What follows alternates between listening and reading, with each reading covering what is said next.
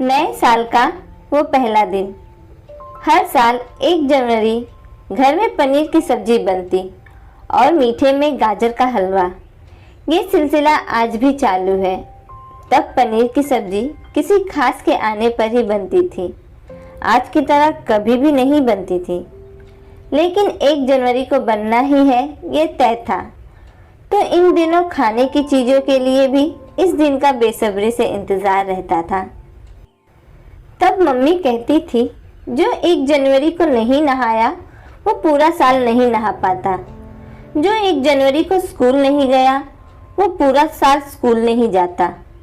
हर बात मम्मी ऐसे कहती और हम बिना तर्क किए मान भी जाते। मान जाते क्या, पत्थर की लकीर होती थी वो मम्मी की कही बातें।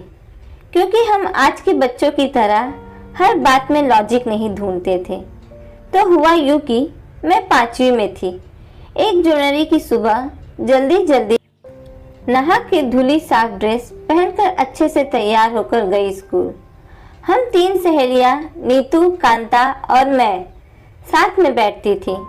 तो उन्होंने मुझे देखकर बोला, अरे तू इतनी सुबह सुबह इस खतरनाक सर्दी में नहाकर आई है, तुझे ठंड नहीं लग रही? मैंने भी मुंह चिढ़ाते हुए कहा, अरे क्यों, तुम लोग नहाकर नहीं आई हो? तो उन्होंने कहा, ना ना, इतनी ठंडी में इतनी सुबह कौन नहाए? मैंने बोला, अरे अब तो तुम सारा साल नहीं नहाओगी। छी छी, कितनी गंदी हो जाओगी तुम दोनों। ड्रेस भी धोकर नहीं पहनी है, अब पूरा साल पुराने कपड़े पहनोगी, गंदे वाले। दोनों को उस समय खुद से घिन होने लगी और कहने लगी, सच में? मैंने कहा, और क्या, जो पहले दिन नहीं नहाता वो पूरे साल नहीं नहाता। इतना कहते ही मुझे छींक आ गई। अब उन्होंने मुझे पकड़ लिया और कहने लगी, अब तुझे छींक आई है तो अब तो पूरा साल तुझे छींक आएगी, पूरा साल तुझे जुकाम होगा, अब हमेशा नाक बहती रहेगी तेरी। यह कहकर जोर जोर से हंसने लगी। फिर क्लास में पढ़ाई शुरू हुई। इंटरवल में सबने अपना टिफ़िन खोला। मेरे टिफ़िन में पनीर की सब्जी, रोटी, गाजर का हलवा था।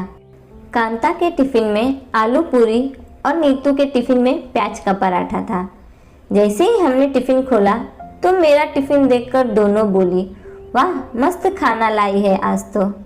मैंने कहा, और क्या, नया साल है तो मस्त ही लाऊंगी ना, अब रोज मस्त मस्त खाना ही खाऊंगी। तो नीतू एकदम से बोली, पनीर को कभी कभी बनता है, अब तू कभी कभी ही खाना खा पाएगी। तो कांता झट से बोली, और गाजर का हलवा तो सर्दियों में ही बनता है, फिर सारा साल मीठा नहीं खा पाएगी और कभी कभी ही खाओगी तो भूखी मर जाओगी। आलू प्याज तो हमेशा मिलता है, हम तो रोज पेट भर खाना खाएंगे। मेरी शक्ल देखकर दोनों हो करके हंसने लगी। मुझे समझ ही नहीं आया कि मैं क्या जवाब दूं और जल्दी जल्दी में मैं पानी पीने लगी तो पानी गिर गया। फिर दोनों शुरू हो गई कि अब पूरा साल पानी गिरेगा। खैर, इंटरवल के बाद मुझे एक भाषण प्रतियोगिता में जाना था तो 3 पीरियड में उपस्थित नहीं रही। जैसे ही आई, कांता और नीतू फिर कहने लगी, अब तू पूरा साल 3 पीरियड पढ़ाई नहीं कर पाएगी क्योंकि साल के पहले दिन तू क्लास में नहीं थी। ये सुनकर कांता ने कहा, फिर तो ये फेल हो जाएगी। ये सुनकर मैं रोने लगी कि भगवान, ये कैसा पहला दिन है साल का। फिर मैंने अपनी दोनों सहेलियों को कहा कि मैं फेल हो जाऊंगी तो तुम दोनों को दुख नहीं होगा। ये सुनकर वो भी मेरे साथ रोने लगी और कहने लगी, अब हम पूरा साल रोएंगे। ये सुनकर फिर हम और ज़ोर से रोने लगे। जब घर आई तो रुआसी थी। मम्मी से तो कुछ नहीं कहा, पर मेरा कहीं भी मन नहीं लग रहा था। दीदी मुझे बार बार देख रही थी। फिर उन्होंने मुझे बुलाकर कहा, क्या हुआ, ऐसे क्यों बैठी हो? मैंने रोते हुए कहा, दीदी पूरा साल मैं क्लास में 3 पीरियड पढ़ाई नहीं करूँगी तो फेल हो जाऊँगी, छींक आएगी तो सारा साल जुकाम रहेगा, खाना रोज नहीं मिलेगा तो मैं भूखी मर जाऊँगी, पानी रोज गिरेगा मेरे ऊपर। अरे अरे, ये क्या बोले जा रही है? क्या हुआ? किसी ने कुछ कहा क्या तुमसे? सही से बताओ, बात क्या है? और मैंने दीदी को पूरी बात बता दी, सुबह से दोपहर तक की। सुनकर दीदी इतना जोर से हंसी और मुझे गले लगा लिया और प्यार से मेरे गालों को सहलाते हुए बोली, नहीं बच्चा, ऐसा नहीं होता।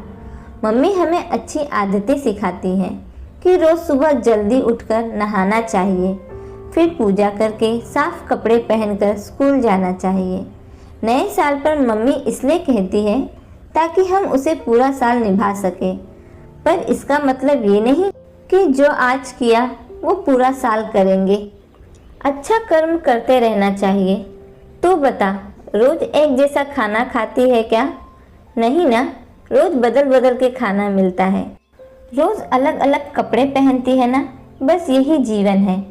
कांता और नीतू को ले तो आना घर, उनको भी अच्छे से सिखा दूंगी। ये नया साल वाली बात कहकर दीदी हंसने लगी। उस समय ज़्यादा तो नहीं समझी, पर इतना जरूर समझ गई थी कि मैं भूखे नहीं मरूंगी, फेल नहीं होंगी, जुकाम नहीं रहेगा सारा साल। पर अब जब ये सब समझ गई तो अपनी ही बातों पर हंसी आती है।